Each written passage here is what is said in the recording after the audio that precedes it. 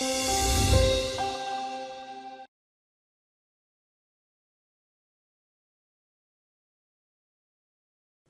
the talk on land, at least in the recent past, has been focused, I think, excessively on the powers of what is called eminent domain of the state to acquire land. And I think there has been correspondingly very little discussion on a related aspect, namely, why do non-state entities approach the state for land in the first place? For instance, in today's India, you don't hear of a TCS or an Infosys or a Tata Steel or Telco coming to the government saying, please give me a good quality CEO, or even give me data entry operators. It doesn't come to the government for equity or loan. So not for labor, not for capital. It doesn't come to the government for ideas, certainly, not for enterprise. So why is it that for the most basic factor of production, we come to the state, that is non-state players come to the state for acquisition? And I think if you pose it as this, it will take us back to the fundamental question of public economics, namely, where is the market failure? Why is there not? Why doesn't TCS just go and acquire 5,000 acres of land in Siriseri outside Chennai, where they have actually put up a very large facility? Why did they come to the government of Tamil Nadu for acquisition?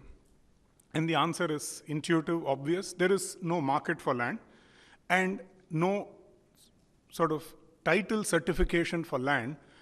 And therefore, the land acquisition request of the private sector, and I'm here focusing only on land acquisition for the private sector, because when the government is acquiring land, let's say to put up a border road on Arunachal, there is likely to be very little controversy about this acquisition. Likewise, if the government is acquiring a land adjacent to Cochin for a naval facility, which is decided by strategic location, there is likely to be very little dispute. A lot of the sort of controversial debates around acquisition by government for private sector, primarily for industry, perhaps some amount of acrimony also in acquisition for infra. So in this context, the demand from the private sector and the response of the state essentially seems to be a result of inadequate definition of property rights.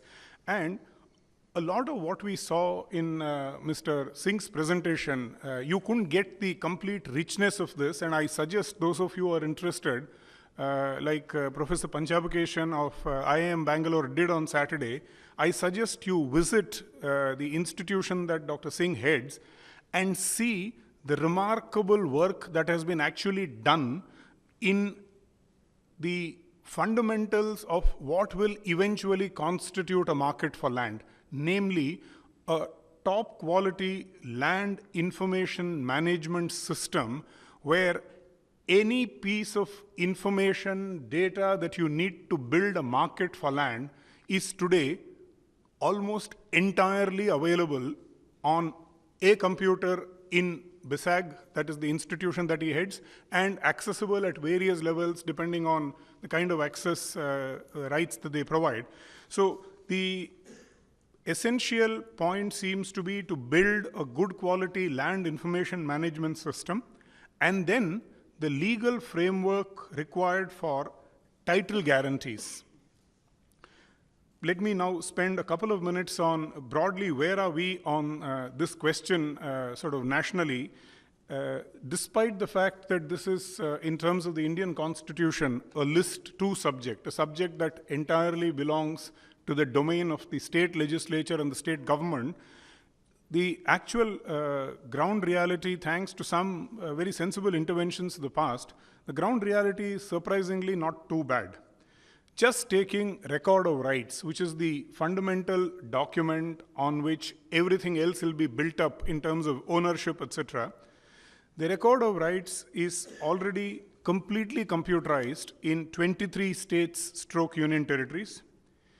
In fact, 18 states, union territories have stopped manual issue of record of rights. 19 states, union territories have the entire record of rights on the web.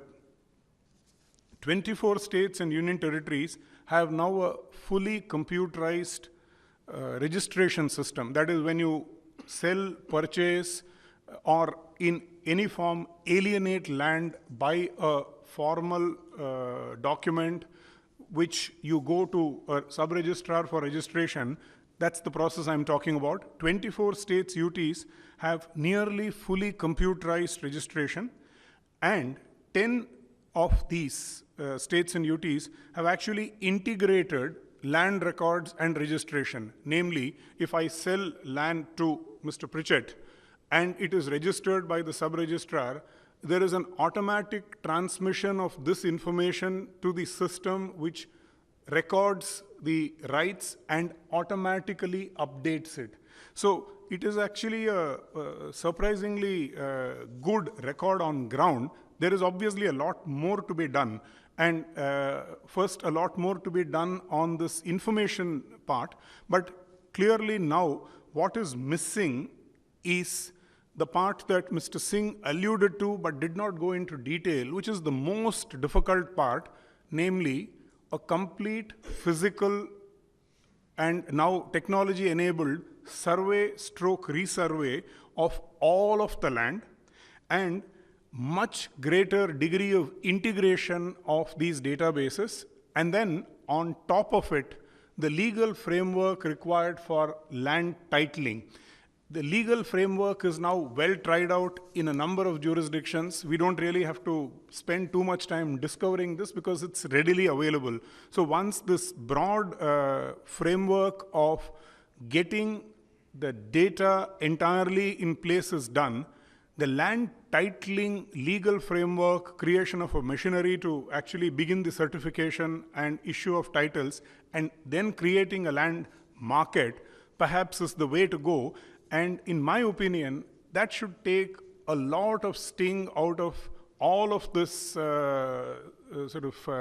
bloodletting that's on this acquisition of land by the state for private sector.